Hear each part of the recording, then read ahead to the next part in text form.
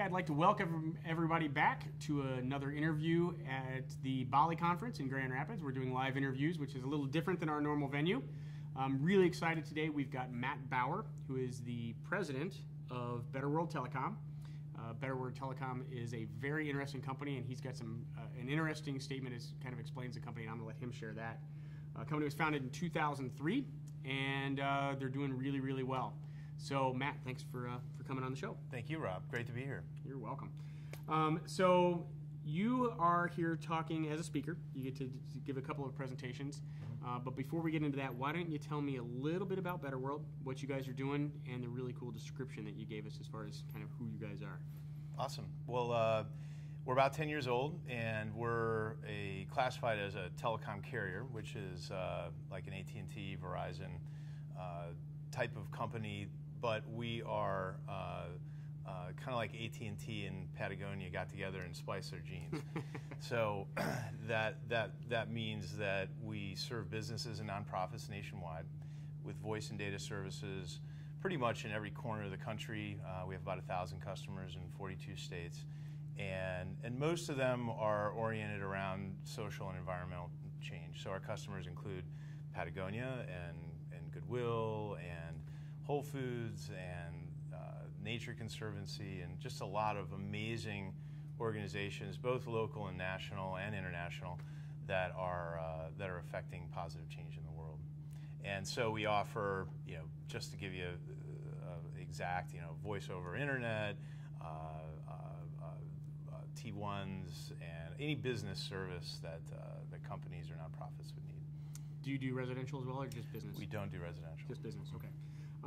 So across 42 states, that doesn't sound like it would be at all of a legislative or licensing hurdle at all, probably. So, well, yeah, that is as we talked a little bit earlier about the sort of the headaches of being in the telecom industry, which are having to essentially be qualified in every state and with the Federal Communications Commission. So it's a very, very tough business to build, but a great one once you have the machine up and running.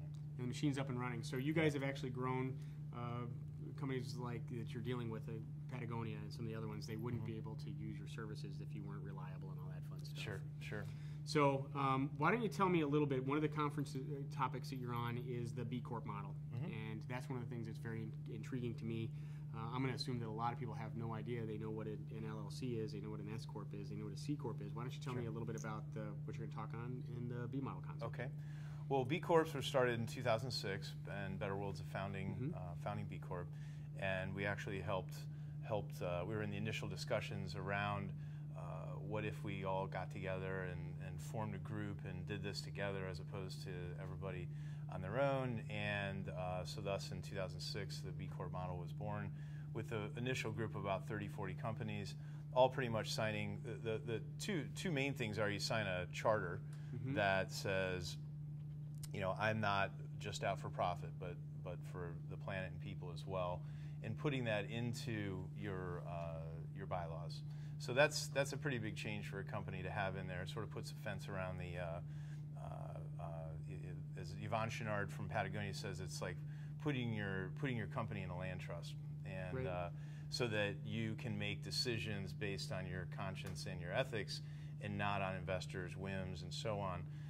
And have to be subject to those and potential lawsuits and so on if you don't want to change the company's mission or who your investors are and so on. So great group, now almost up to 500 companies, billions of dollars in revenues, has some big names like Seventh Generation, and Patagonia is now a B Corp. And it's even carried further in the B Corp has gotten legislation now passed in, I think, almost 7 or 8 states, where you can now file as a B Corp as an official corporation, class. Right? I don't know. I don't think Michigan's on that yet. I'm not sure. I'll have to find out. It's on the radar, but I don't think Michigan is yet. But California, Virginia, New Jersey, and others have passed this legislation. In San Francisco, we actually just got passed the first local legislation around creating preferences for B Corps and local companies. So the Supervisor David Chu was key in San Francisco in getting that passed. So that's an actual tangible economic benefit for being a company that's doing well and doing good. Oh, wow. And those are starting to happen as well now. So you guys were kind of the team for proof of concept. Is everything with that? I mean, obviously it's ingrained in your culture now. So it's the whole concept of being a sustainable business, going after the B Corp model, or the B Corp certification or designation. Right, and the certifications, what I didn't mention, it's a very intense screen that you have to pass and hit a certain percentile to be into B Corp. So B Corp's not just a matter of signing up; you have to qualify. You have to qualify. And then if you don't qualify, then you see the things in the areas you have to work on, and you come back and do it again. And we've taken it one step further and been certified by GEARS, which is a global impact investment rating service, which is sort of the next phase of B Corp that's being borne out. So out of the screen that you take for B Corp, we now are GEARS rated as well, and all of this is public. It's about transparency. It's about showing your hand basically, and putting it all publicly on the web. So the transparency thing, I know that's one of the areas that probably freaks a lot of businesses out, especially a lot of business owners if they're from, I won't say the old model, but kind of the old model. Obviously traditional model. Traditional model. We'll call it, the transparency level is interesting because it makes it so that you really can potentially get true buy-in from your employees if everybody feels that they're a true partner in the business and a true sustainable path. One of the things you also talked about was World Blue. Why don't you tell me a little bit about that? So for 5 years in a row, we were elected into the World Blue list of the world's most democratic companies. And that basically is a screen that all your employees take that's anonymous, so they're able to present the good, the bad, and the ugly. And it's all measured on transparency, openness, and essentially creating a flatter model so that the management is not top-down, which is, in our industry, 25 years ago, there was one company, basically in every country, that ran our industry. And in ours, it was AT&T, and at the time, they were the largest company in the world, probably the largest company that the world will ever see, because they were legislated as a monopoly, and it was okay.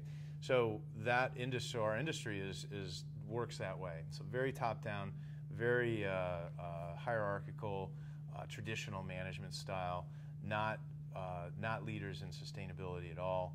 I think Sprint has done a good job in our industry of becoming one of the recognized leaders in sustainability, but most of the rest, really aren't considered that way. So the World Blue model turns that upside down. It says open books, open salary, flat organization, decision making made.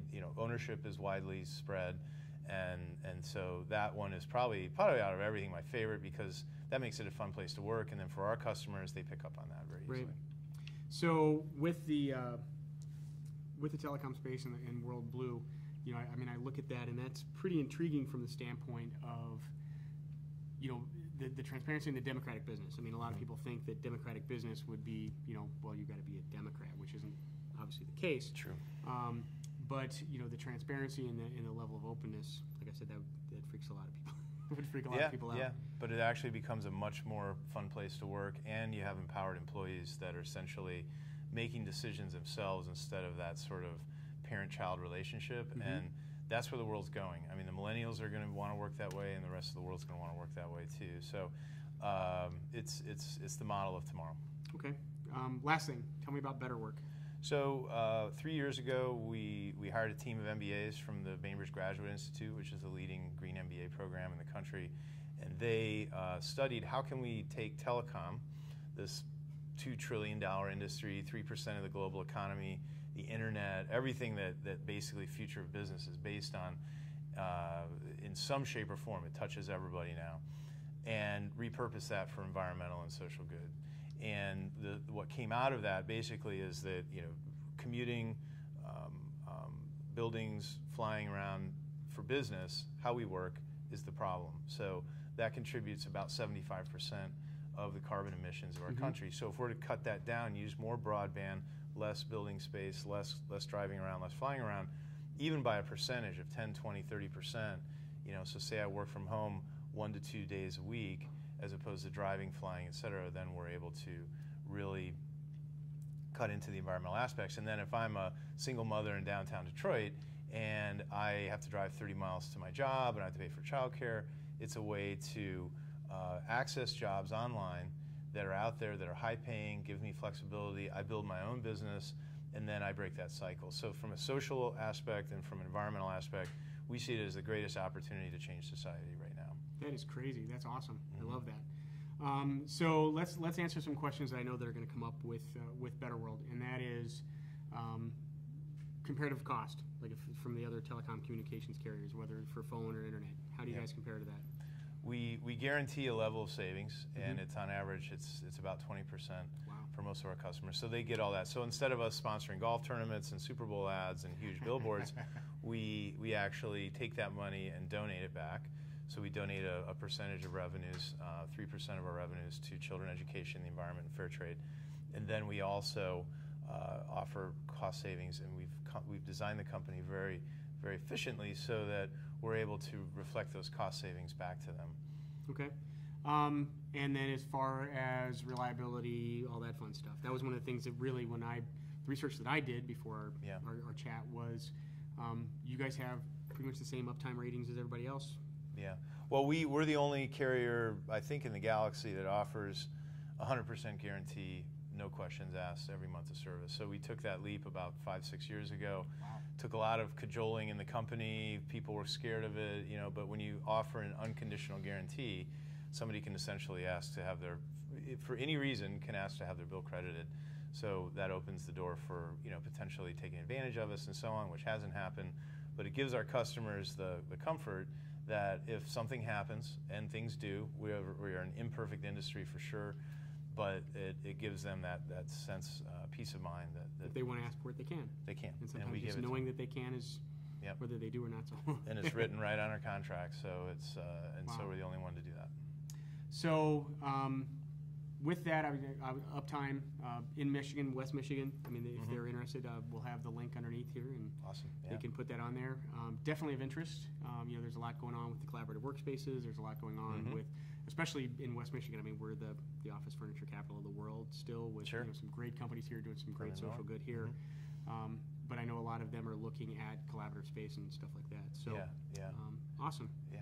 No, that's awesome. Well, hey, Matt, I really appreciate you coming on the show and sharing that information. And if anybody has any questions, like I said, I'll have the link on actually all this stuff from Better Work, World Blue, B Corp models, all that stuff. You'll have some links underneath here, underneath the interview. So, Matt, again, thanks a lot. Thank you, Rob. Thanks, guys, for watching, and we'll talk with you soon.